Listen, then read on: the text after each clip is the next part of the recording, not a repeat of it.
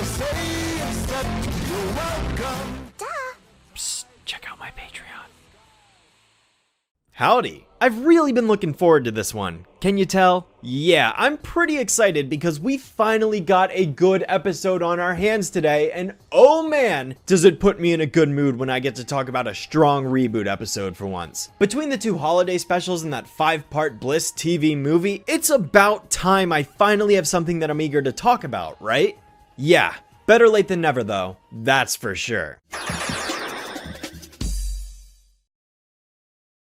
Initiating 3D printing operation.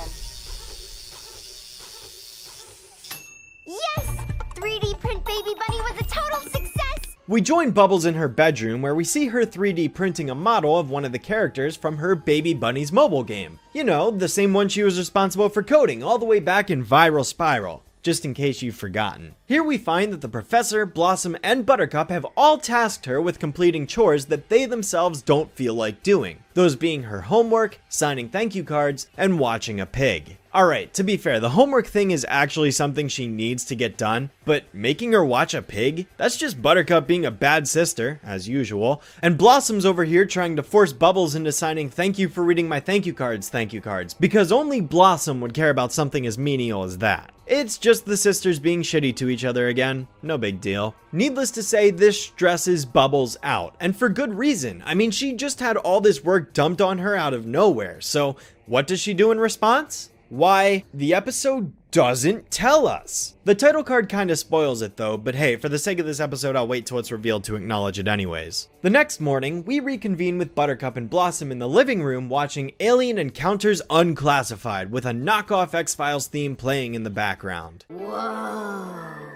The episode is discussing signs that someone you love is an alien, with Billy Bob Farmboy over here talking about how his cow was abducted and probed by aliens, causing him to suddenly become super organized, complete every item on his to-do list, and vacuum the ceiling. Because we always gotta do something random for that last bit. Gotta love those funny ha-has, right? Now, I don't know about you, but Blossom already kind of fits into two of those qualities, so it's a wonder Buttercup didn't automatically assume that she was an alien. Then again, they are little bug-eyed freaks, so. Bubbles flies in mid-broadcast and announces that she's finished cleaning Buttercup's pig and hands it back to her. She's also signed all the thank you cards, cleaned the lab, done her homework, rebuilt the mayor's website, and is now heading out to fix the mayor's car. Because, in case it wasn't already obvious, the television program was meant to set everything up so that her sisters believe she is an alien and that's what's going on here. I mean, why else would this be suspicious considering it's just Bubbles doing her chores? This first sign of her being super organized plants the seeds of doubt in their minds, which they continue to explore as the episode goes on, even if being organized really isn't something you would think of when you imagine aliens from outer space. How do I look, girls?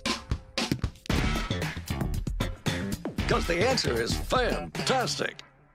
Didn't we burn that? Fucking I wish. Talk about a non sequitur. I mean, seriously. This is probably the weakest part of the episode just because it's a method of stalling for time. The professor shows up like this and he's just like, I've got a job interview today, then leaves. I sincerely try not to sound like a broken record every time the professor shows up and does something stupid, but I seriously cannot stress enough how much this guy is a shell of his former self. Okay, well, anyways, Bubbles shows up again announcing that she just got done apple picking, although it's made pretty clear she doesn't know anything about apples. Guess who went apple picking? I got Granny Smith. Huh, that's impressive. I've never seen red Granny Smith apples before. Apparently they do exist according to some websites, but I've never heard of them before in my life. The girls call her out on having to go see the mayor's car, which causes Bubbles to stutter, then flee the scene, causing Buttercup to accuse her of being an alien once more. Well, she's suddenly super organized, which is the first sign of an alien abduction.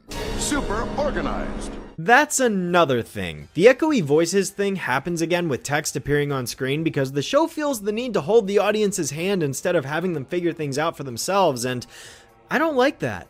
A lot of people don't. It's a staple in the show that never seems to go away completely, even in the second season. Worst part is, it's not even the narrator who's saying it. So Bubbles appears down the hall claiming that she organized all of their books in rainbow-colored order, followed by announcing that she completed the last thing on her to-do list. You know, just like how the television program said that completing a to-do list was the second sign of being an alien. Buttercup jumps to conclusions left and right, while Blossom claims it's her maturing into a blossom, but apparently both of those options don't sound too pleasant because Bubbles starts to spaz out like no tomorrow as she knocks books off the shelf and rips right through one. Later that night, Bubbles seems to be having a tea party when she gets attacked by what looks like a tentacle alien off screen. And meanwhile, the professor here is talking about how his job interview went earlier that day. Then the interviewer said, "What's your greatest weakness?" "'Cause it sure isn't style." So to return to the television program once again, because I could not care less about this disgrace, the 3 criteria that it listed was super organization, completing a to-do list, and vacuuming the ceiling. So, logically, considering that 2 of those have already been met, it's time that Bubbles is seen vacuuming the ceiling. Buttercup, I don't want to hear any more about Bubbles. Vacuuming the ceiling? Vacuuming the ceiling. This causes Buttercup to shriek out in terror, but it's quickly subdued when Bubbles sees a random kitty and flies into the glass window, which causes her to respond with, Kitty! Oh. I take it back. That's Bubbles, all right. So, like, if this reassures them that it is regular old Bubbles, then what's the point of the alien subplot? This is the disappointing aspect of this episode because it was so close to being tightly knit together, right? The episode has all the pieces here between the strange behavior of Bubbles magically getting everything done despite being unable to the day before, her meeting the criteria of the television program so her sisters get skeptical. I don't know, it feels like there should have been more to this subplot where Buttercup and Blossom are super suspicious of her, just like they were in Find Your Bliss with the whole imaginary friend thing. It comes so close to being there and just barely misses the mark. If they were being cautious about her being an alien, that'd make the bait and switch more enticing because we'd be following this idea with more focus, but you'll see what I mean in a minute. Anyways, Bubbles gets a call from the mayor that the breakfast bandito is causing trouble at the Pancake factory, so the 3 of them head on over and discover that there isn't a bandito anywhere, but rather Silico, who reveals himself to be the one responsible. Yep. Turns out Silico managed to hijack the 3D printed copy of Bubbles and take control of her himself, with the real Bubbles flying in to protect her sisters from the faux robot. There's 2 Bubbles? Ah, man! Guess she's not an alien. Not an alien. Once again, the echoey voices aren't necessary, but you know that already. So from what we've seen so far, from the perspective of Blossom and Buttercup, Bubbles' behavior has all been signs of her having been abducted by aliens, and the silhouette shot when she's in her room alone further implements this idea for the audience even when Blossom or Buttercup aren't around. It's clearly trying to keep the truth hidden from us as well as the other characters. It's just a shame that the title card kinda gives away what actually happened. Like, we see this image with Bubbles inside a box connected to a computer, and then the very first scene immediately establishes that she's using a 3D printer. I would have used a different title card design personally to avoid giving this away, but that's just me. And further, I want to play this one clip again for you guys. I can't do all this on my own. I need help. I know what to do.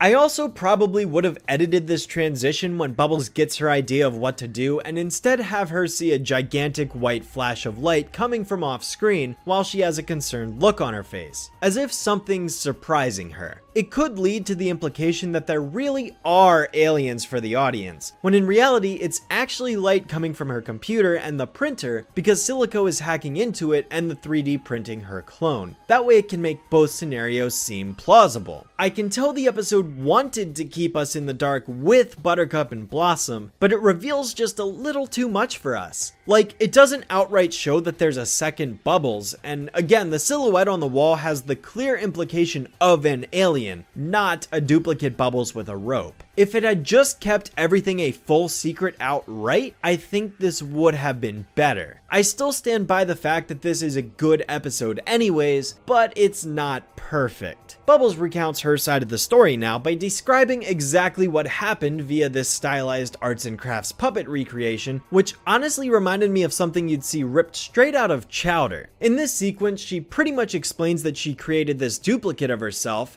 Doubles, whom Silico hacked into and programmed her to tie Bubbles up and lead her sisters here to the Pancake Factory. Following this little explanation, Bubbles and Doubles proceed to duke it out with each other while Blossom and Buttercup just sit on the sidelines trying to do something to no avail. Eventually we get this cool shot where Bubbles punches the clone and knocks part of its cheek skin off, followed by a close-up of its eye reconfiguring itself, which, I don't know, I find that to be pretty cool all things considered. I always like the idea of having to fight a highly skilled robot duplicate assassin, you know? There's some legitimate violence in this episode too, when Silico commands the duplicate to grab the girls and smash them into walls. Man, why are the Silico episodes always the ones that have actual fighting in them? Like, what's up with that? Doubles manages to secure the three of them and lowers them down into the boiling pancake batter. But right before Silico has her end it all, a kitty appears next to the window and both her and the real Bubbles slam into the window similarly to how she did back at the dining room table. And it's here where Blossom figures out that because Doubles is a carbon copy of Bubbles, she shares the same personality and interests. Clever, right? I mean, it's kinda questionable from a coding standpoint, but as it turns out Silico planned for this just in case something went wrong, because he added a self-destruct feature to her and proceeds to escape while the timer counts down to her destruction. Doubles claims she's going to do what the real Bubbles would do and sacrifices herself so that the other three Powerpuff Girls can escape while Silico gets dragged back down into the explosion, presumably killing him.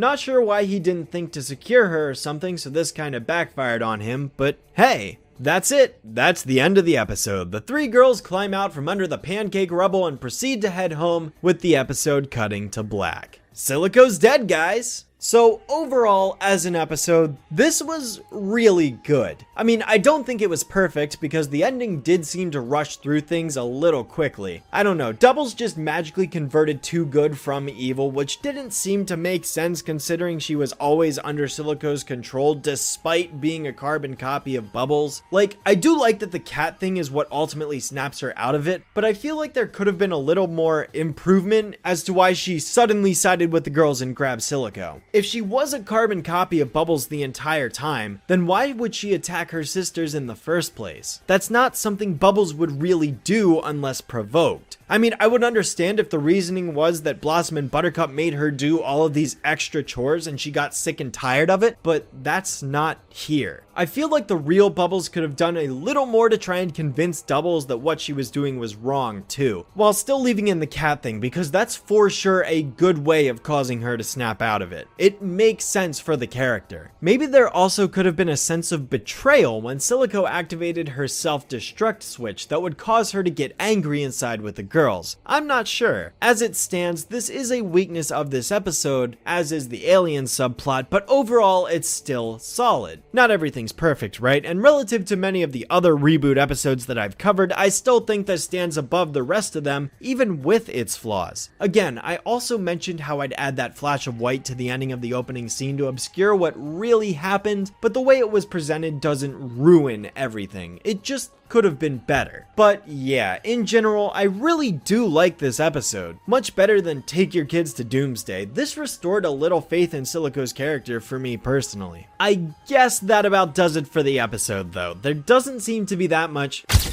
Oh, hold on a second. Oh, Powerpuff Girls, what fun we have. You think you have destroyed me. But how can you destroy something that can be anywhere?